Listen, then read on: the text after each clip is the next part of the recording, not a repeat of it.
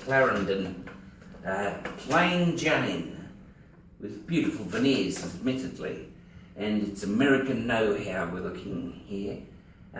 Clarendon have always struck me as a cut above a lot of the American pianos for tone, a bit like the beautiful Lagonda pianos from America, and of course they produce Steinway and others. And I'm leaving a whole lot of beautiful makers out, of course, with that sweeping statement. But Clarendon always struck me as a beautiful instrument. Now this one, I had to actually pick up the cudgels halfway through the restoration of this by a colleague who became unwell. And so I've had it sitting here wondering where and when to do it. But earlier this year we took it up, redid all the important parts of the piano, hammers and everything, and then stripped and polished the case and found this beautiful veneer. So I'm pleased to think personally that we've completed a good man's job that he'd started, and it's come up and once again in a most rewarding way. Clarendon, full keyboard instrument, and with funny little features like the bifold fall board.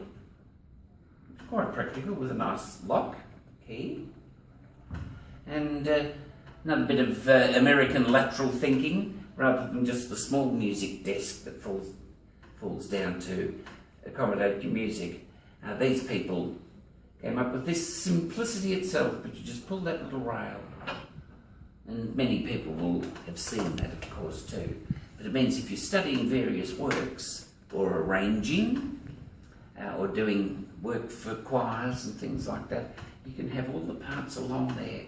And I remember working as backing a lot of floor show artists years ago, and they'd come along to the jobs and plonk this music down, and it was usually taped together in sheets, and so you pull it out here, page 1, page 2, 3, 4, 5, 6, even trailing off the end of the piano.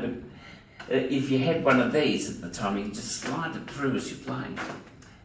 So for all those little interesting assets, these pianos are beautifully presented that way. Gorgeous, as always, concert pitch, and a lovely instrument with a practice pedal too, which is a lovely thing to have on certain instruments. I'll demonstrate that if you're not au fait with it. And that's simply by depressing the middle pedal, we get a much softer sound.